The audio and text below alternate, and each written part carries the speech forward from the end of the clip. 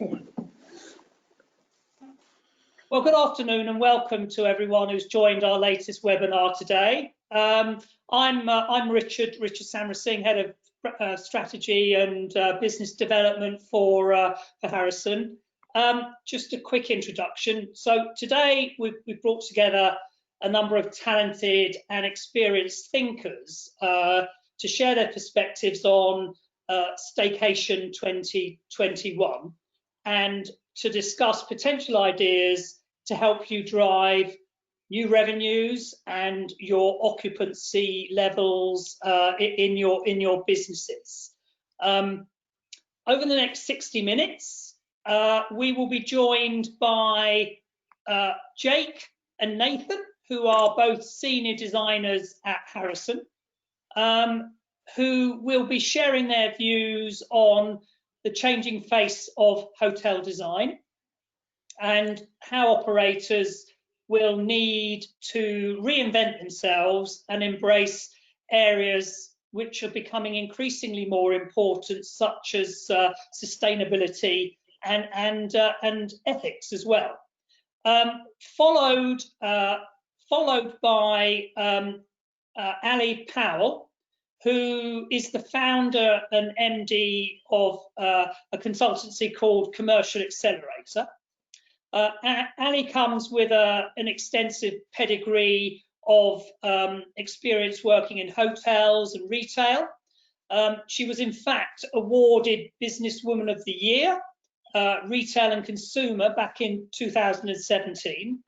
And she now specialises in helping hospitality businesses flourish through optimising sales, marketing and revenue opportunities. And Ali is going to talk you through her 5 recommendations designed to help you grow revenues next year. And finally, Dean, who is the design director of Harrison, it will be talking to Robert Goff. Robert is the owner of Goff Hotels. He runs hotels in Suffolk. Robert will be joined by Ali, and they're going to be talking about a development that we did pre-pandemic. And Robert will talk about how he's had to adjust the business and how a recent refurbishment has transformed his business during a period that has been incredibly difficult for us all. Finally, if you have any questions, then there is a chat box on your screen. Please feel free to type out any questions. We will obviously try and answer them in between our sessions. However, we want to try and keep it to a maximum of 60 minutes. So if we're unable to answer any questions, then we will get back to you. Just a simple point in the fact that some recent research by CGA, which is a hospitality research company, they've identified that hotels next year generally will need to demonstrate a clear evidence of trust and transparency, which is a really important area that customers are saying are important in terms of their decision making and whether or not they go to a hotel to eat or stay. 54% of people that interviewed have said that knowing more about a hotel's hygiene procedures before they book their visit will actually determine whether or not they come and stay. So that's the sort of things that we're going to be looking at and talking about today. So without further ado, and to kick off the proceedings, I'd like to now hand over to Nathan and Jake, who are going to talk to you about their thoughts on hotel design going forward. Over to Nathan and Jake. Thanks, Richard. Good luck, guys.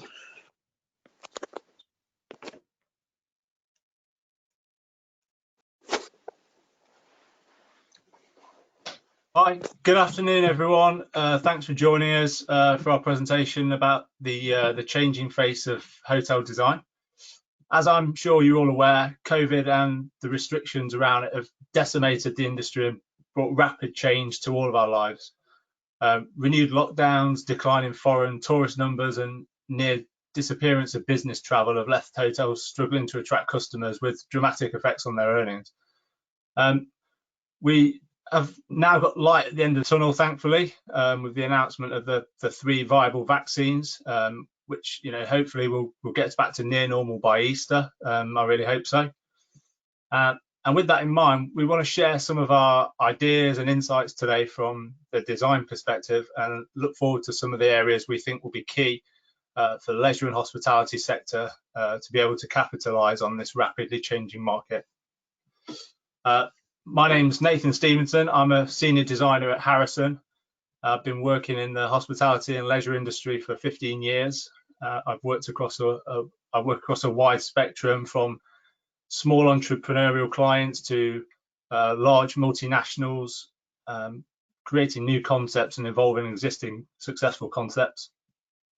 Yeah, and I'm Jay Griffiths, and I've been working in the design industry for 10 years, and specifically at Harrison for the past 7. I've been lucky, like Nathan, to work with a wide ranging mix of clients over a variety of sectors. So what are the current challenges the industry faces? I'm sure most of you watching are more than aware of the challenge the industry is currently facing. Each business having its own structure and variations to competitors, this poses a unique set of problems.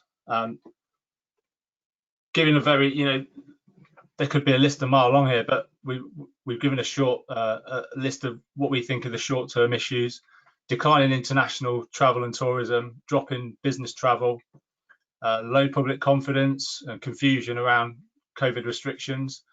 And if we look sort of longer term, I think winning back customer confidence is going to be key. Potential squeeze on finances due to COVID, and I think what is really important is how you differentiate your offer to stand out in what will be a hyper competitive market. And elaborating on this a bit more, as we feel it's key now to very much focus on the long term, and that proverbial light at the end of the tunnel that Nathan was on about. So yes, some of the factors we'll be looking at are the way that people are interacting with the world around them and how that's changing. So with less touch points and less physical interaction. So these all have major influences on the social world around us, which in turn eventually then have a direct impact on hotels. We'll explore this more in the coming slides, but hotels are not just places to stay these days. They are required to be a multitude of things to a multitude of people. The average footprint of a hotel is large, so getting those meter squared areas to work better for generating profit is something that shouldn't be overlooked. And it's an overly used phrase, but what's your USP? And more importantly, what are your competitors' USPs, and what can you offer that is not only better, but different? And finally, sustainability. So it's not just a throwaway word now. There's a real global drive towards questioning the impact our everyday actions have on the world around us. Thanks, Jake. I mean, there's a lot of doom and gloom around at the moment, but there are some reasons for optimism. We hope. The PricewaterhouseCoopers Hotels Forecast 2020-21 shows that a drop in consumer confidence and occupancy daily room rates due to COVID. Their most recent survey, however, shows confidence returning to almost pre-COVID levels, with occupancy and daily room rates forecast to rise in 2021, getting closer to the 2019 levels. This is particularly the case in regional areas, with London and major cities taking slightly longer. If we go back to half term, we saw occupancy rates up to almost 75% in some areas before a collapse in bookings due to the changing regional restrictions. Coinciding with this drop, Travel Supermarket reported that online searches to travel corridor destinations in Greece were up 146%. Although not great news for UK operators, that clearly shows that there is appetite for travel, and people still want to get away from their everyday surroundings, and the demand for that is very high. Personal savings have also increased dramatically during lockdown, according to the Bank of England. Deposits into accounts by householders increased to a record 25.6 billion in May. And another huge positive for the industry has been the increase in UK-based tourism, the staycation. So before COVID, this was looking very healthy for UK tourism. A 2019 survey by Barclays found that 31% of domestic holidaymakers plan to spend more time, holiday time in the country in 2020 than they did in previous years. More hospitality and leisure businesses in every region in the UK have seen rising demand for domestic tourism. 31% of those businesses have seen revenue rise 20% since 2017 through higher visitor numbers and providing more services to encourage greater spend. UK tourism businesses also reporting a rise of up to 40% traffic on their websites over the summer. With international travel now seen as risky and complicated due to the changing restrictions and uncertainty over the financial future of travel companies, holidays in the UK are viewed as the safer and less stressful option.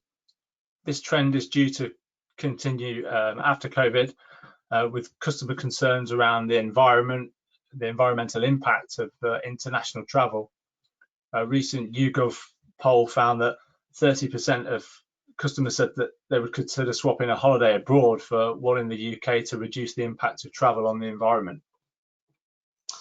And this kind of then leads us into the question about how design can help hotels react to this changing landscape and pivot their models to adapt.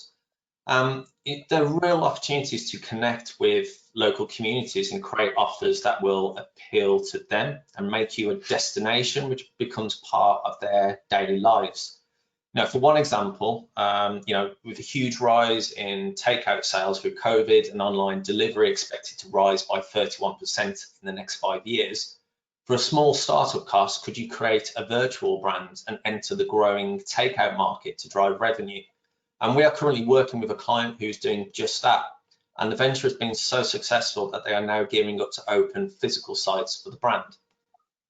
Another thing to look at is reviewing your current floor plans to identify areas which are not working hard enough. Now, are there areas that could be redesigned or repurposed to become income generating? With a fall in business travel, can spaces once used for conferencing and meetings be repurposed into rentable areas for co-working, fitness, pop-up retail, or other activities which appeal to the local market? And we've also seen outdoor areas become a lot more popular for dining and drinking, especially during this year in COVID restrictions, as with their perceived additional safety. And I think that's only going to continue. So, do you have outdoor areas which are underused and are underperforming? And could these areas be improved and expanded to capitalise on this trend? So, with the right design approach, these spaces can be transformed to increase capacity for your existing F&B offers, or they could operate as standalone offers, becoming a destination for customers. And depending on the level of investment, spaces can be designed to be fully open and outdoor during the warmer months, and then enclosed during the colder months, allowing them to trade 12 months of the year to boost your return on investment. And finally, review your offer and design of your spaces. How does it compare with the competition? What can you do to stand out and be different to appeal to customers and gain an edge in a competitive market? So high quality F&B offers which align and complement all of these areas and activities will enable you to take advantage of increased footfall and extend dwell time to drive all day sales. Thanks, Jake. We want to look at the importance of the entrance and what that communicates to your customers. So the entrance, it's the most important. It's important to make a strong and memorable first impression with customers. It welcomes them, and it also, it communicates your offers within. If you're in a location that can attract passing trade, how geared up are you to attract these customers? Is the entrance open and welcoming? Can you review your signage and messaging? How are you communicating offers to customers? A well-designed lighting scheme will help make you highly visible and create a wow factor. Planting is also a great way to soften the arrival area and add some vibrant colour. Are you able to add furniture and create an outdoor dining drinking terrace? These are great places to sit for customers and create a strong visual presence to attract passing trade while also generating additional revenue. It's something we've recently explored as a company. There's been a distinct rise in the use of seamless digital media and graphics to provide these wow entrances. We've compiled a short video to demonstrate some of the interesting examples of these practices.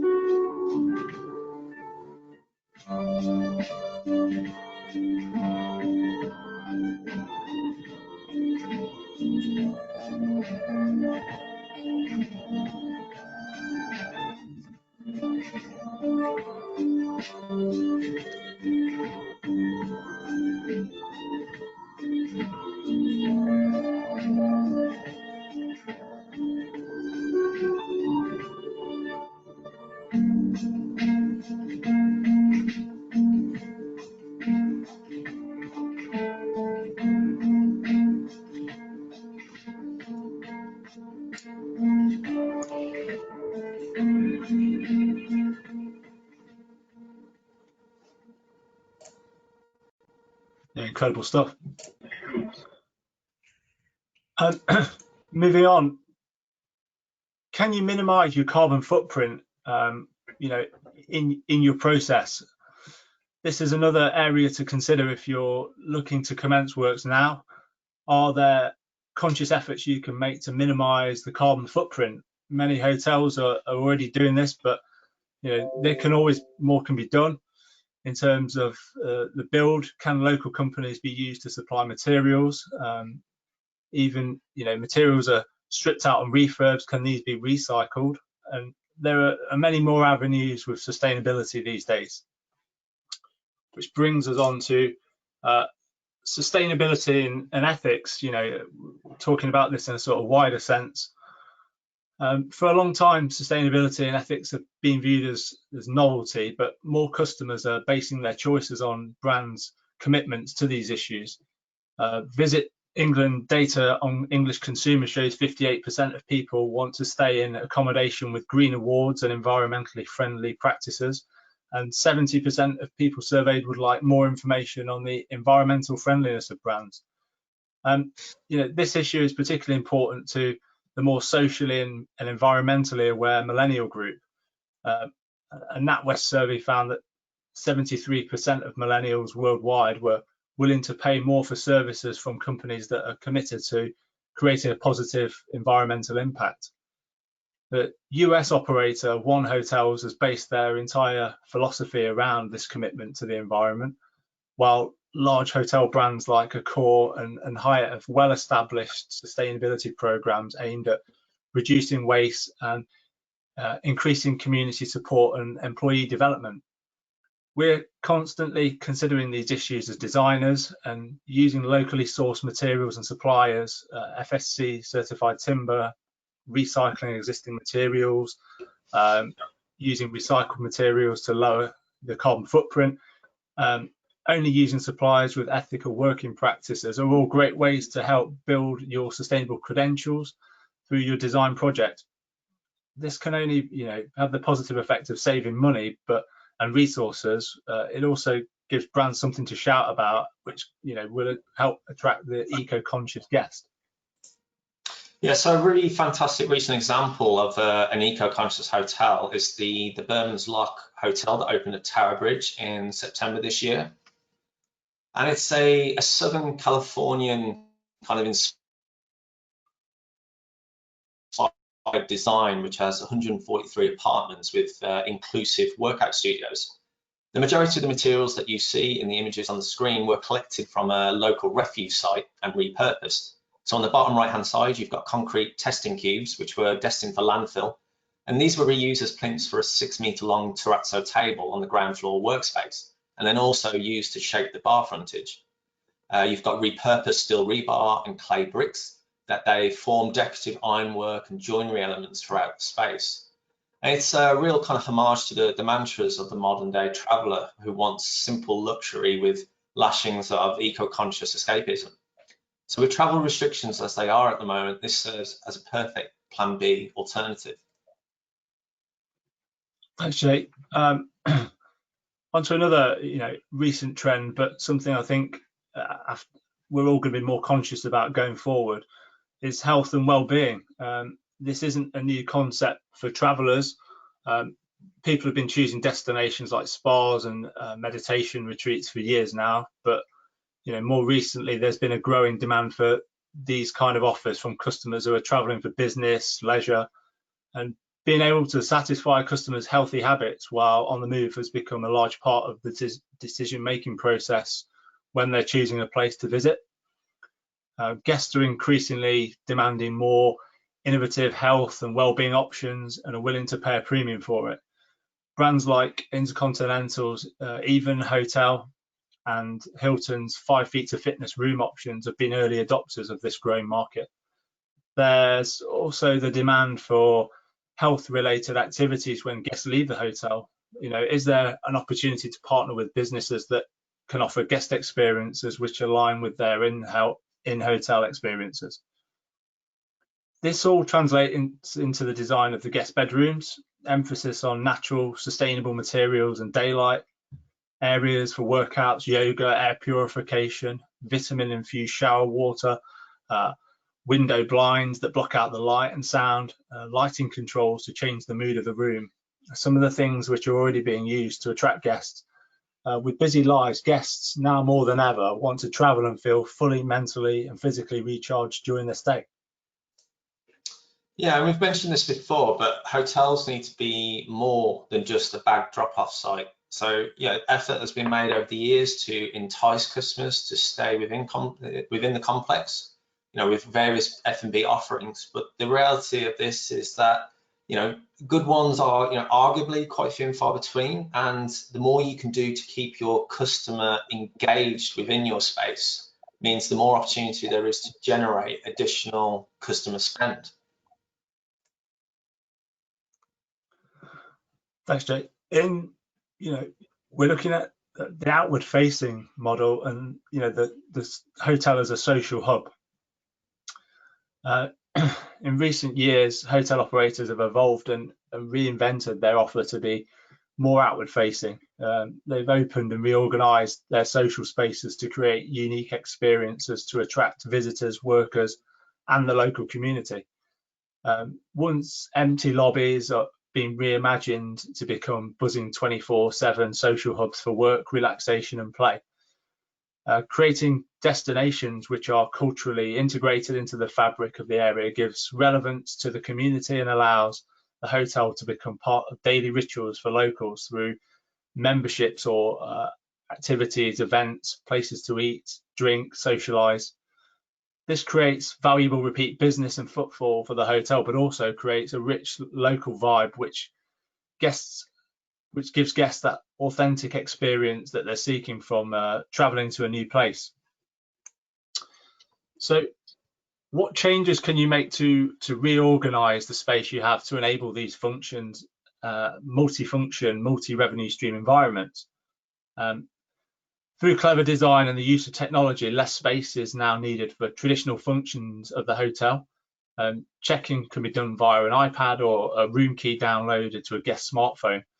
The reception desk becomes redundant. These valuable spaces in public areas can now be used for a range of activities, making space work harder around the clock to generate additional income. Standalone bars and restaurants, co-working, pop-ups, retail, yoga classes, beauty, exhibitions. The possibilities are endless with the right space planning to allow these activities to happen without compromising guest experience. I think done in the right way, this all should enhance the experience for guests. Yeah, and again, if we multiply this thinking a little bit more, so think of your local high street over the past 10 years and subsequently its decline. You know, hotels have the space, the locations, and the ability to become the new high street. You know, be the local butcher, the local place for a pint, the local florist offering flower arranging classes, you know, a coffee shop. I mean, who isn't doing those these days? And community centres for the elderly to meet new people, the local greengrocer, and space where local startup businesses can open pop-up shops and showcase their latest boutique clothing ranges. And if these areas are all designed seamlessly into the existing environments, then this can only be a great way to generate capital for you, but also give something back to the community at the same time. And one of the best examples of this, in our opinion, is the public hotel in New York. And it's the brainchild of visionary hotelier Ian Schrager, who always seems to have this knack of being 10 steps ahead of everybody else. And his ideology of luxury for all is something that comes across in this hotel. So with exquisite attention to detail, but also future thinking with having allocated dead space areas that act as additional revenue streams. So one of the many interesting features of the space is this particular unbranded retail area. As it is unbranded, it leaves some intrigue to passers-by. So the way the products have been displayed is simple yet elegant, communicating sophistication, you know, and then more than likely communicating a higher price tag. And this is further confirmed by the description of this area on their website, which states a unique and original approach that offers an unlikely combination of cool products not found in any one store. It breaks all the rules and has an eclectic, curated selection of clothing, books, objects, jewelry, and most, if not all, boutique hotels who are looking to expand their revenue. And if you link being local community hub, you could get local artists displaying their works or local fashion designers showing off their unique ranges.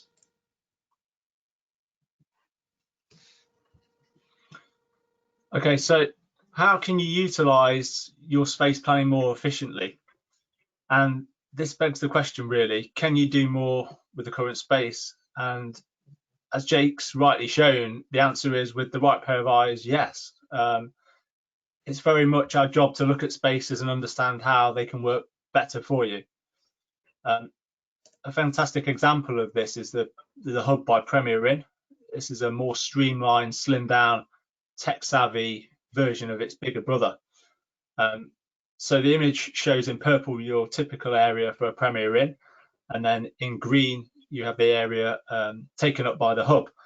Every bit of the area has been designed so space is utilised, storage is integrated, and without it being detrimental to the overall customer experience and expectation.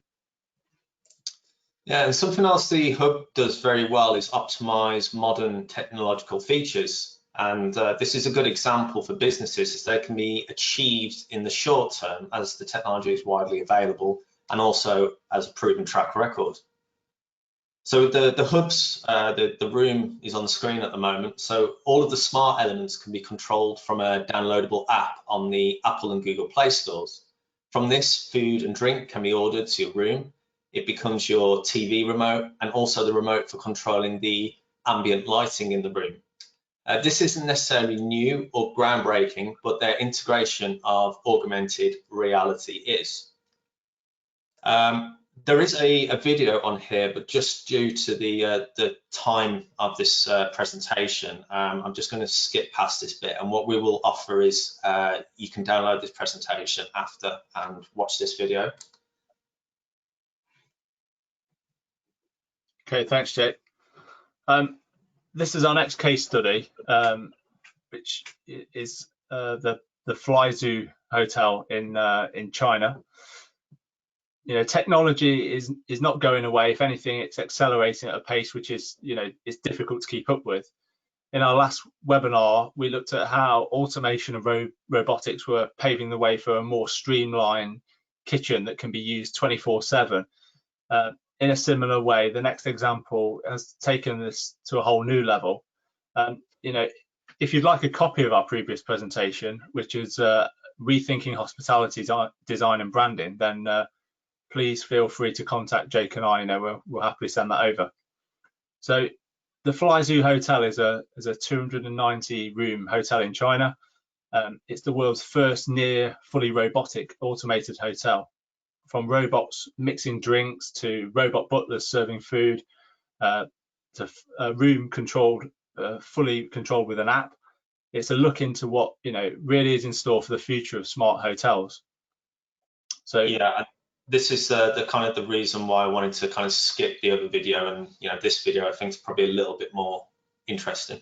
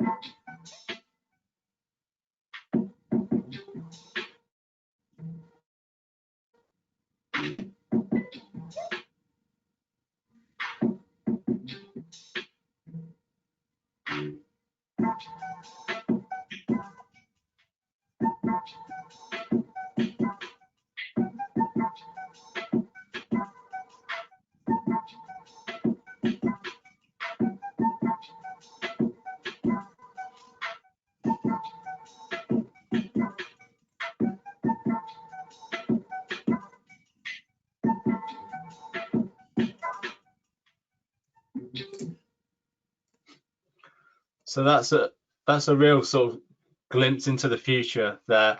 You know, and whether you agree with it or not, it definitely has some advantages to that.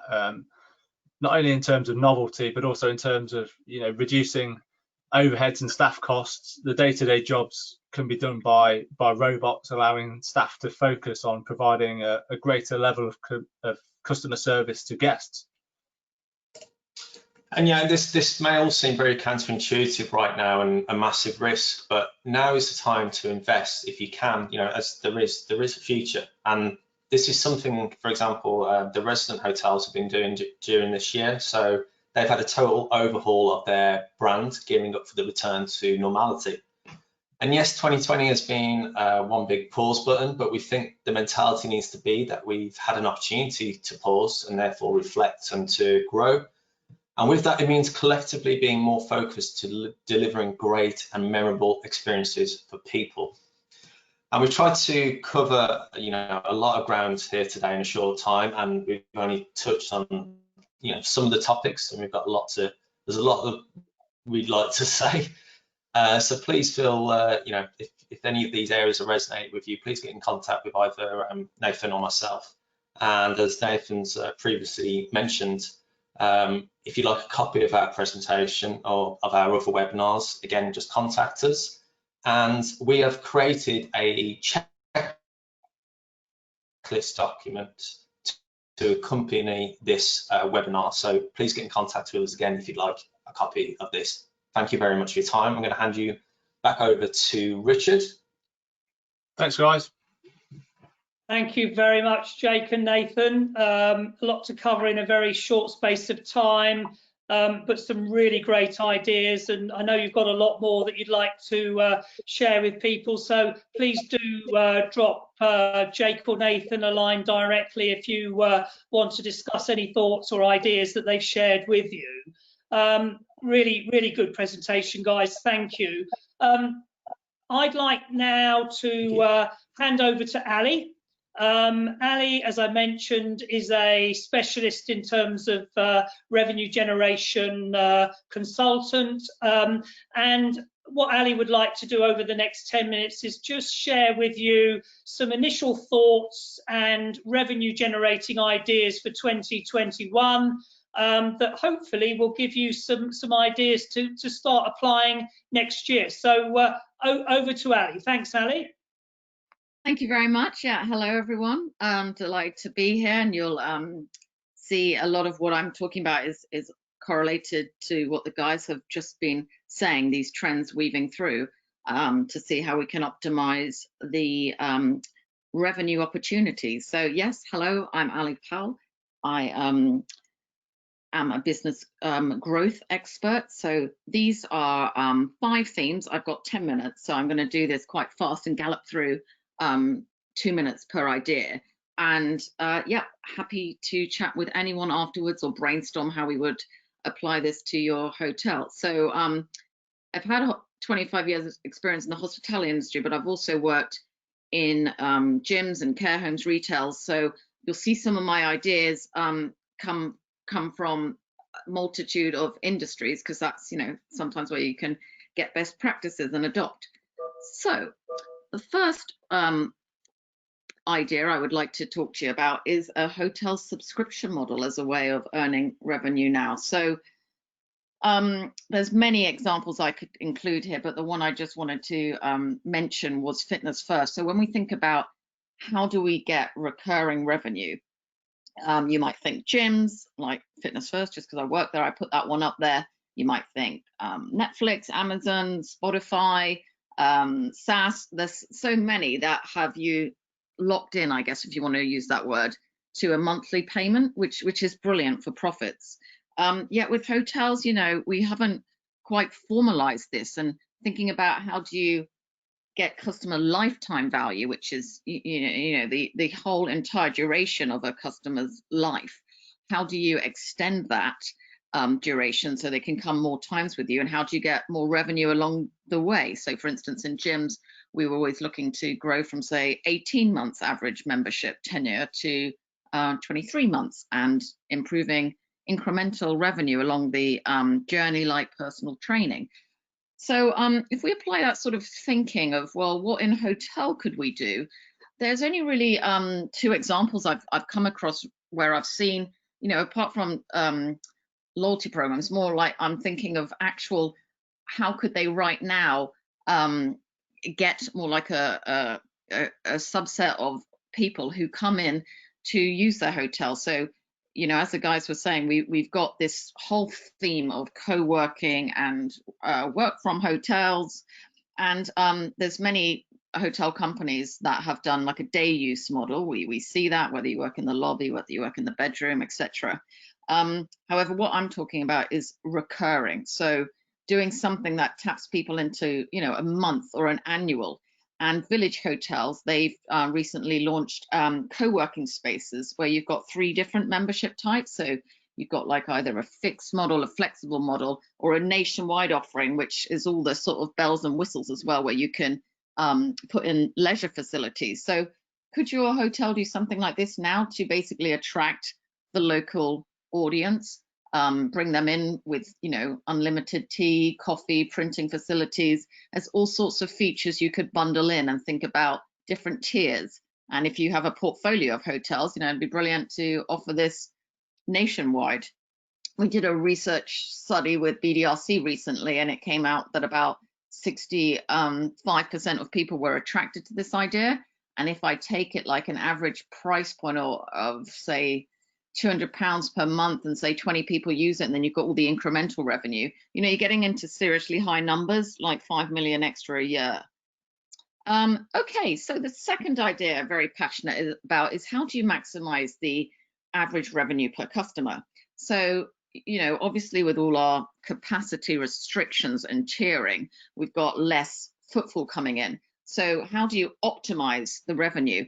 And, you know, 2 ways always go on about upselling and cross-selling. So, you know, in this example, upselling from a, you know, really outdated analog phone would be something, you know, more smart, a smartphone, snazzier, a more expensive version of the similar need. Whereas cross-selling would be selling things that complement it. Like, so if you want a phone, how about I sell you a cover for your phone, or headphones?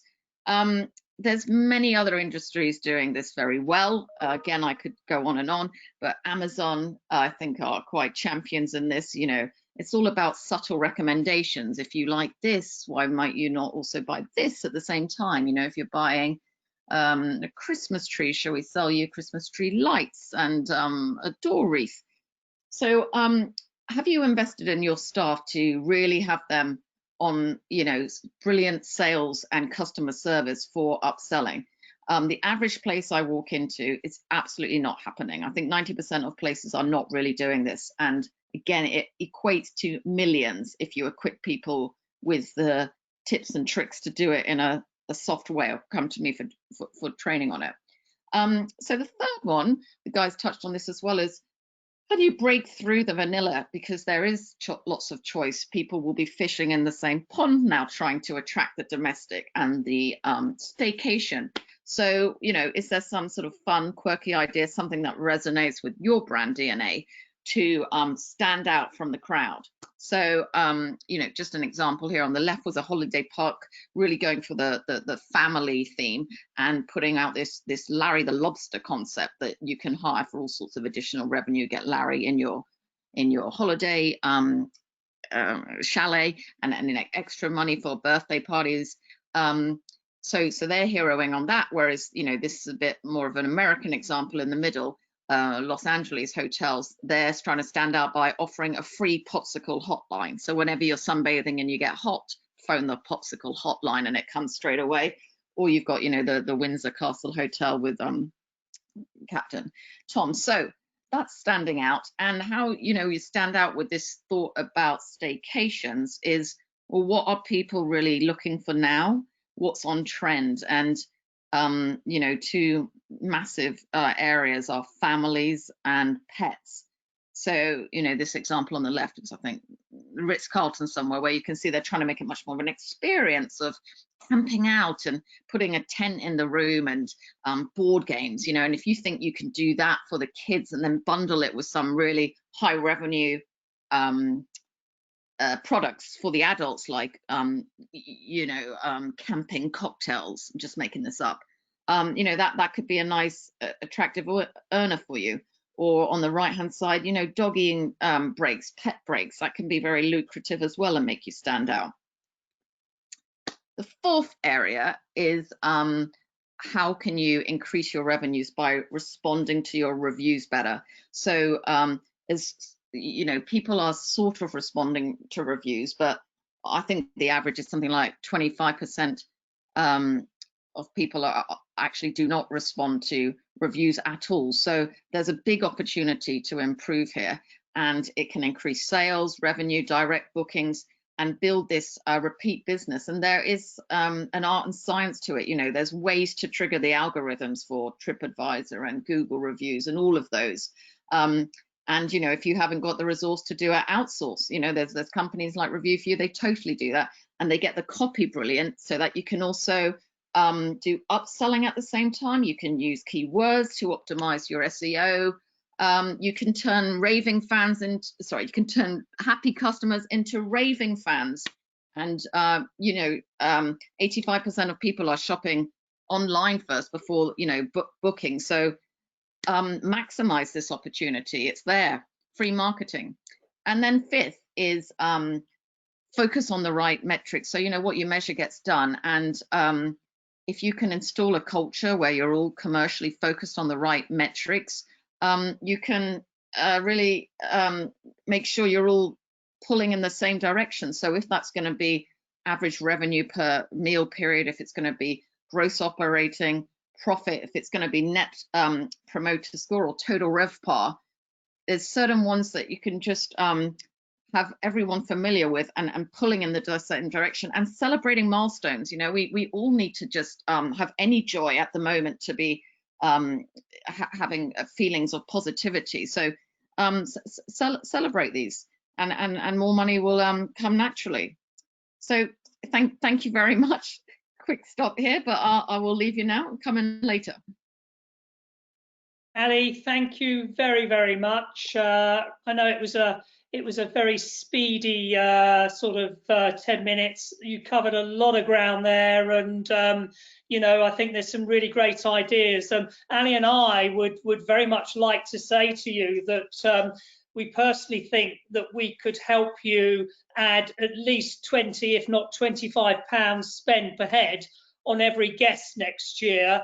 and feel confident that we would really like to sort of show you how to do that. I know it doesn't sound a lot, but if that escalates over the whole year, that's going to really help drive your sales. And people are so desperate to get out and enjoy themselves next year. You know, I have this expression, I call it the COVID ricochet, which is all about people just wanting to go and sort of feel what life should be like, rather than the really uncomfortable lives that we've had to lead this year. But so finally, what I'd like to do now is hand over to Dean Concannon, who's works as Harrison's design director, Robert Goff, who is the owner operator of Goff Hotels, and Ali, who's going to join in a conversation which is specifically looking at the Angel Hotel, which we worked on with Robert just over a year ago, and also to discuss some learnings and some advice that we'd like to give you from an operator's point of view in terms of seizing the opportunity to maximise staycation next year. So guys, it's over to you. Thank you very, very much. Okay, thank you, Richard. Thank you, Ollie, for that, and Nathan and Jake before. I think actually, Richard, it wasn't just over a year ago, it was 2 years ago that Robert gave us a call.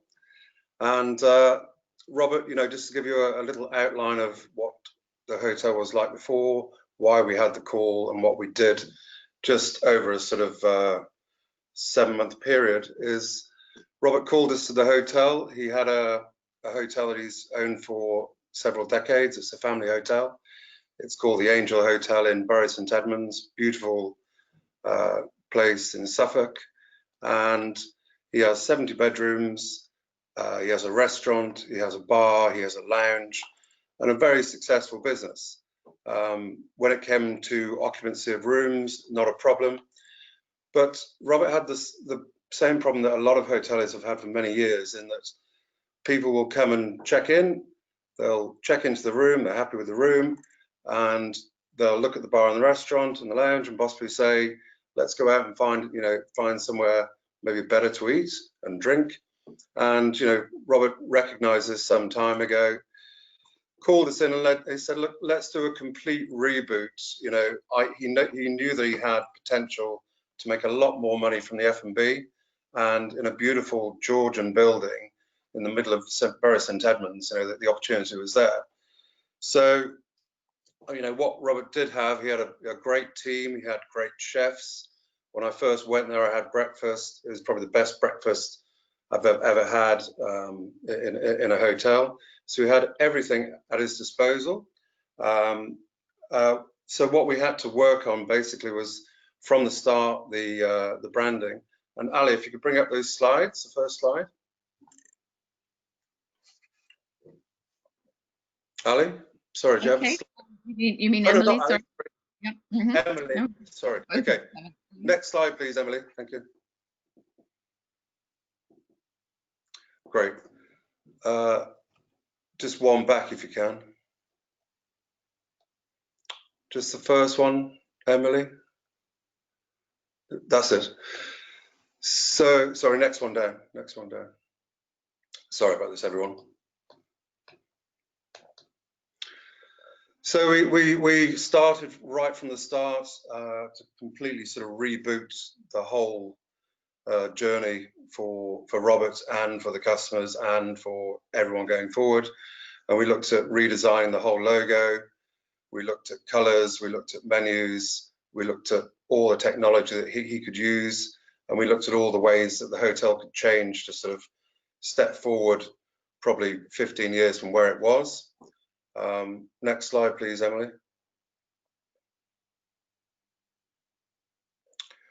So the existing layout, you can see there's a restaurant to the left, a bar to the right, a lounge to the top, an entrance from the center through the hallway. Next slide, please.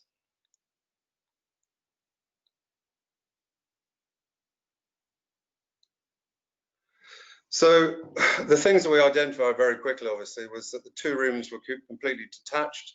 We looked at widening the entrances to each room so that the rooms could link together visually. We glazed the doors, and they're also held open on magnetic catches. We looked at the layout for the restaurant.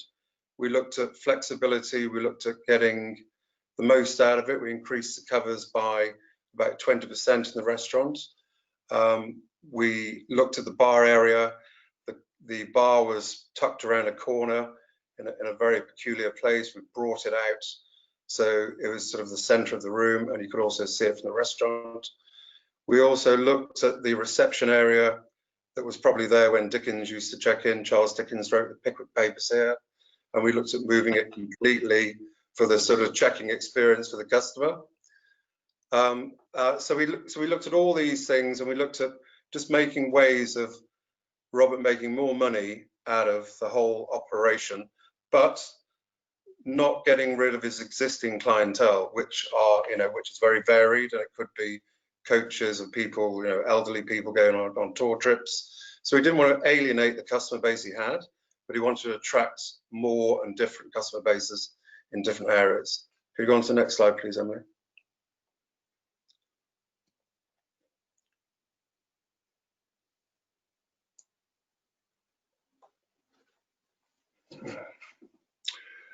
So we came up with this layout basically, and that's what we created. If we can just move on, because I'm very conscious of time, to the next slide, please.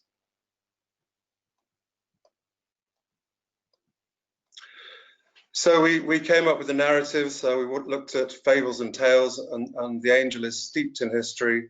Bury St Edmunds is steeped in history, going back sort of 1100 years. Stories of Edmund and the Wolf, the wool trade, the White Bear, which is a pub that used to sit on the site 600 years ago, Georgian design and all that. Could you move on to the next one, please, Emily?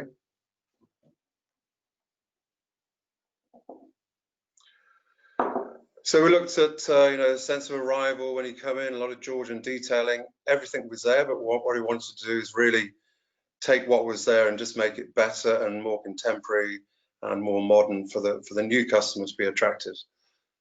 Next one, please, Emily.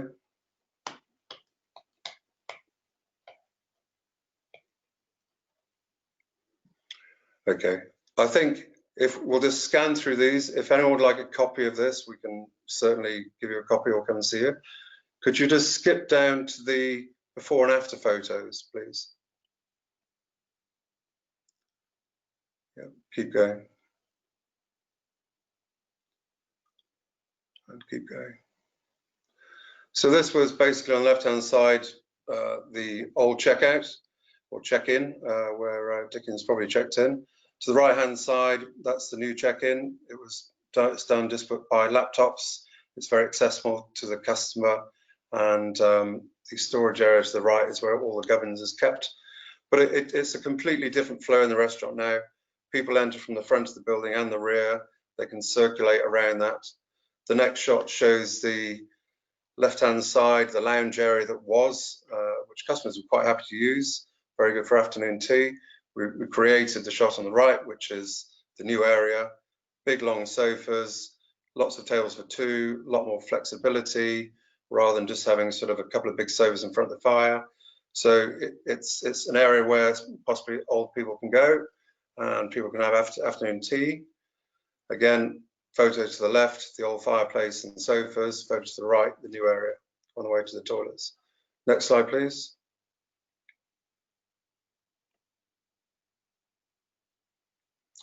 And then to the left there, you can see the layout. I mean, this restaurant was done, I think, about 12 years ago. When I walked in first, I could see a real opportunity here. There's an opportunity to create something very special. One, you had an operator and an owner that was very interested in giving a proper experience for his customer, giving them value for money for their stay, with a real ambition and a love of design as well. You had me with a designer's eye, and I could see an opportunity, and it was a sort of perfect storm where we would create something, I think, very special, very, very unique to this building, by exposing some of its history, by using porcelain feathers that we had made from the ceiling, which were references to either an angel's wings or Dickens's pen, quill. And again, like I said before about flexibility, big long seating, tables for two, complete flexibility, new floors and new colors. and very special lighting. If you could move on to the next one, please, Emily.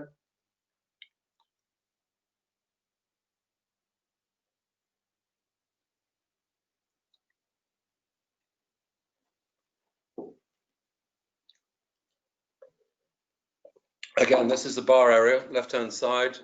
That was the bar. Down at the left-hand corner, there was a bar tucked away.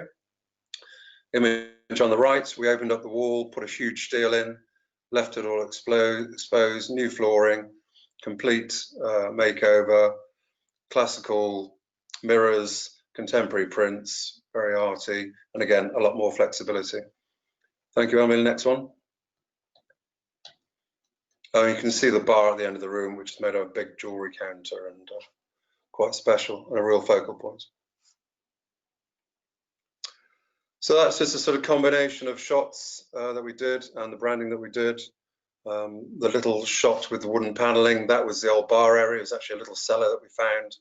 We put a mirrored roof ceiling in to sort of double height the space, little surprise. Top left-hand corner, that's the bar. You can see the steel that we had to carry in because we physically couldn't crane it into the building. So it ended up being plated and put in, and it looked so spectacular I left it. Thank you, Emily. Next one. I think that's probably it. So what I'd like to do now, I know it's only 4 o'clock, is ask Robert some questions, key questions about the project. And the first one is, Robert, what was the total investment for F&B at the Angel? Total cost for everything? Yeah, thanks, Dean. I think the total spend on it was something over, just over £800,000. Okay. And do you think the work that's been done, the F&B work, has that attracted growth in other areas of the business in terms of customers returning or additional bookings in bedrooms? Yeah, I mean, we were very pleased, obviously, with the work. It's given us a lot more flexibility. We've definitely seen significant return, well, clearly on the food and beverage, which is obviously where all the spend was. I mean, I enjoyed your picture of the reception table or desk. That now, quite often on a busy night, will now double as a restaurant table. And you know, the receptionist steps back and works remotely, and that now is used as a space for people to come and eat, which obviously is increasing revenue. But secondary and more importantly to the business was room revenue, and there's certainly been a significant increase with people from outside of the region looking to come and stay, and previous guests of the hotel who've known the hotel for a long time. It's given them a big reason, obviously, to come back and see a very new look, which has been excellent for us. And finally, it's also given us a lot of staff efficiency. Our wage GP has actually decreased due to the better flow of space and the efficiencies that have been created with the redesign, which has been, you know, it's obviously a very helpful extra string to our bow with that. Great. Okay. And another question for you. During the first year of the trading after completion and post pandemic, what sort of return did you see? Yeah, we had quite a small window to perform. Obviously, opening up in I think late April of 2019, going through just before shutdown. But in that period, certainly with F&B, we've seen an increase of I think something over £400,000 in food and beverage. And as I say, also on top of that has been improvements on the rooms. I mean, during the lockdown period, certainly our fourth quarter, the hotel performed at a record level, which obviously opening up, you know, at the end of the, you know, on the 4th of July, I was extremely pleased to see through to the end of October, obviously when the hotel closed yet again. But that has been an outstanding performance and really, really impressive. Yeah, great. And how do you see the next 12 months for your business with your crystal ball? For us, obviously, the Angel being in a provincial area, I see coming out of COVID and post-Brexit, and as we were mentioning, the opportunity, I think, with staycation is huge. Clearly, I'm sure, like many other operators, we've seen our corporate and group and conferencing market, vanish. Obviously, there will be a transition period, I think, when they will come back through spring, summer, autumn of next year. But the staycation market and people unable or scared to, worried to travel abroad is presenting, has presented a huge opportunity at the tail end of 2020, and is, obviously an absolute lifeline, a really important business leading into 21. So I see 21 as a big opportunity. I mean, clearly pleased to have made the investment, but I think for all the hotels that are still operating and solvent, there's big opportunities in 21 going forward, certainly. Yep. And how's Christmas looking in terms of booking? We're happy with Christmas. We're going to have a nice festive Christmas, plenty of bookings. We're pleased with that. So as long as we stay open, we'll be looking forward to making money. Sure, good. And what do you think the ROI will be on that investment for the F&B? Well, obviously, I mean, yeah, it was a significant investment, 800,000. But I mean, I think we're seeing that probably. I think we're hoping will be about 3 years. Yep. Okay. Which is good. Which is good. As long as we stay open, we'll be fine and dandy, I think. Yep. That's good. Yeah. As I say, it's worked really well. We're really pleased with the way the space has worked, and it's sort of adhered to the history of the hotel, which is important. We are a town centre coaching in. That's, you've talked about USPs, and that is a very important USP for the Angel. And places like that, we work as community hubs. That is kind of, again, part of our USP. So yeah, we've been really pleased with the empathy of the work, and giving if you say, giving that historical space a contemporary feel, which is a very difficult thing to do and can be hashed up or messed up quite easily. And you haven't. It's been a really good job. We're really pleased with it, actually. I think your last designer said that 10 years ago, didn't they? I'm sure that was their sales line. I think it might have been a bit more than 10 or 15 years ago. So we've held off, yeah, we could have, as with every great project, you look at it and you think probably should have done it in 17 or 16. And I've always found that is the proof of a good project, is you regret not investing the money before. And certainly I've looked at it and I think, yeah, I wish we'd gone on that before. I mean, for us, as I say, it has been really important with what's happened with COVID. It's meant we've bounced back strongly and quickly. I mean, part of it you hadn't touched on. Obviously, we updated the website, and I mean, clearly to get the newest pictures out as soon as possible, but also updated sort of functionality.